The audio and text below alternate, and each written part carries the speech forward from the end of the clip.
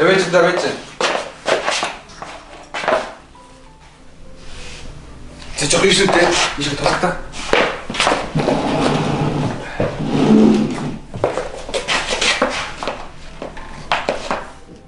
Буцаад ишлээ ты.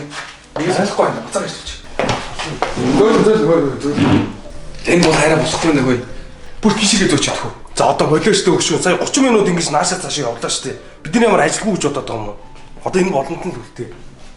Хөөе танаа танилцуулалтад сэтгэл ханамж 100% гэсэн байсан. Миний сэтгэл ханамж арай 100% хүрээгүй байна. Тэгээд ч би мөнгөө төлж байгаа. Танаа бүх юм чи оруулж өглөө штэ. Бүгднийг нь байранд тавьд. Энэ дэр 30 минут ширээгээд үл зүгээр ишлүүлчих. Монголчууд эртээр үеэс нүүлж арт хүн байсан. Би ч гэсэн тэр боломжлоо дагаж байна. Би нүүжин шинэ байранд орж байна. Яагаад вэ гэхээр нэгдүгээрт Монголд арай л их газар хөдөлж байна.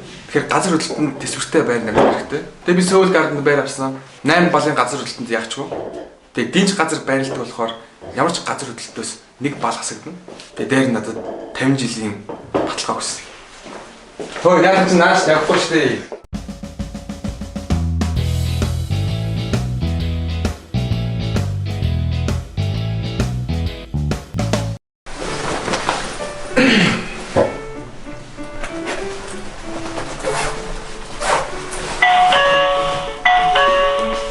Марта, манай хүүхэд шууд ингээд зочноо харцдаг хин ирж байгааг.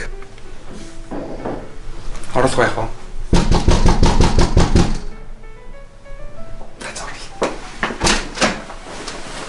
Та яач вэ? Утааш чам. Эцэг гэж оролцоод юм лөө. Яах гэдэг юм бэ? Манай найз сууж штэ. За тийм гэж одоо юу гэдэг юм? Чи тэр найзтайгаа нийлээ сүүлийн 30 хоногийн турш надаас өдөр болгон фондын мөнгө авсан байл шүү дээ. Худлааш тэгэлжлээ тэгээд тоо нийлээд би нэрээ шивээс хэлчихсэн. Чи тэгээ болооч тэр чинь манай ангийн хүүхэд чинь манай ангийн хүүхдэд найзлаад байгаа юм. Та өөрөө л найзлахад насгүйс хамаагүй гэсэн биз дээ. За гэрээ зөвлөө гэж.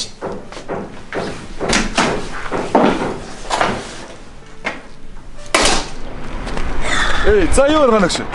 Оо тайван юу вэ? Тайван сайхан. За хаа өгнө? Бүгдийнхээ эцгийн хуралцууд юм лөө. Оо маясаа суучид ирлээ шүү дээ.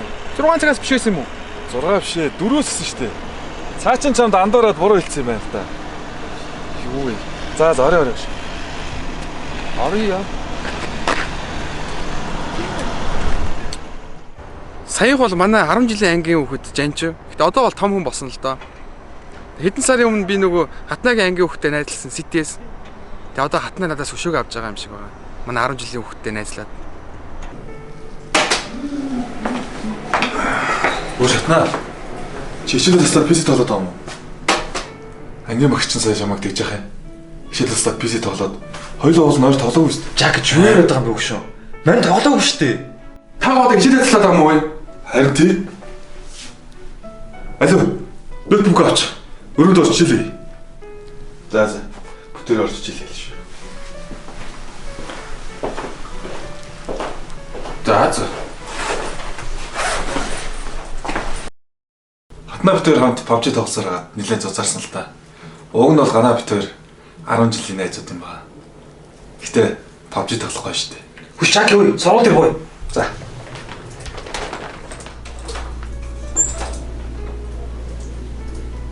Хатнаа. 65 градусын налуутай 12 цагийн зүгээр бол та.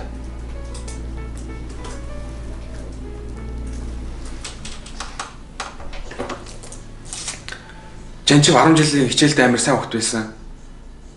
Тэгээ манай хөвгөд хичээлийг зааж өгч байгаа шиг байна. Геометри юм уу физик юм шиг байна. Ямар ч тач манай хөвгөд амар сайн найз байж чадах юм шиг байна.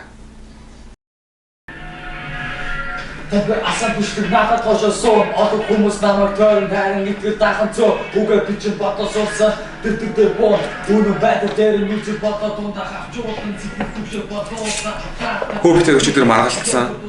Тэгээ юунаас болсон бэ гэвэл манай хүүхэд том болоо рэпер болно гэсэн. Тэгээ сургуулаасаа гарна гэсэн. Тэгээ надтай юу ч ярихгүй байгаа. Харин би одоо энэ хичээл заа. Чи бол хон. Хөөе. Миний хүн том өрөөнд ороод ирдэ. Би чамаа нэг үнтэй олзуулах гэсэн. Юу юм? Нэг рэпертэй. Рэпер. Тийш сууж. За.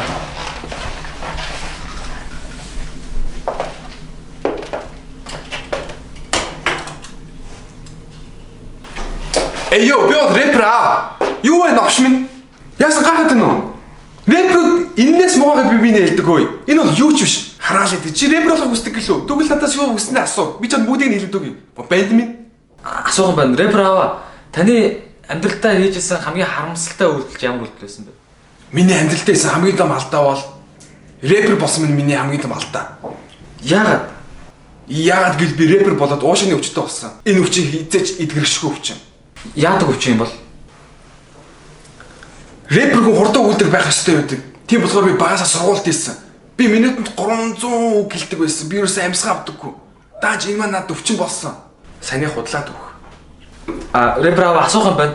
Таны рэпер болоод хийжсэн хамгийн тэнэг үйлдэл ямар үйлдэл байсан бэ? Рэпер болоод миний амьдралдаа хийсэн хамгийн тэнэг үйлдэл бол би эрүүлжүүлэлт тонсон. Та яагаад эрүүлжүүлэлт тонсон юм? Хүмүн чичлэн рэпер болно гэвэл эрүүлжүүлэлт тонох ёстой байдаг. Яагаад гэвэл намайг залуу байхад эрүүлжүүлэлт тоноогүй бол рэпер гэж үздэг байсан. Тийм болохоор би хонсон. Хараал гэж. Та яаж эрүүлжүүлэлт тонсон юм бол? Би рэпер найзуудтайгаа нийлж ерөнхийлөгч явахыг хулгайлсан. Тэр бол үнэхээр новшийн газар, хамгийн амар газар. Читэн шалан дээр унтна. Тэр хоол нь ямар гэж бодож юм? Ямар ч махгүй. Мах байсан ч түүхий, гурилын түүхий, шүлэн хүүтэн. Чи тийм л газар хонно. Хэрвээ чи рэпер болвол ойлгож гин үү? Саний түүхийг би интернетээс харсан. Та бас судлаа баха. Та рэпер болоод ямар мэдрэмж авдаг байсан бэ? Би рэпер болсноос хойш үргэлж ичих мэдрэмжийг авдаг болсон. Ягаад гэвэл би рэпер болохын тулд сургуулаа хийсэн. Яг л чамтай адилхан. Тэг ямар ч боловсралгүй.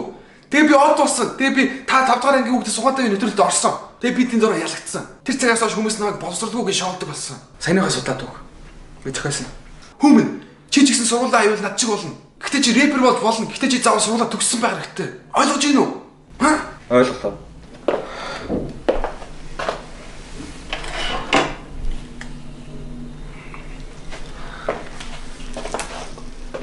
За, рэпертэй уулзсан сайн?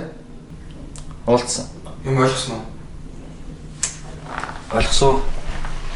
Чи юу гэж Хичээлээ тийм үү? би хүүгийнхээ том болоод ямар хүн болохыг хизээж шийдэхгүй гэж боддог. Хүн маань хинч байж болно. Гэхдээ боловсралтай байх хэрэгтэй. Хүмүүр математикч болох албагүй гэхдээ том болоод эцэг их болно гэдгээ ухамсарлах хэрэгтэй. Чингис хаан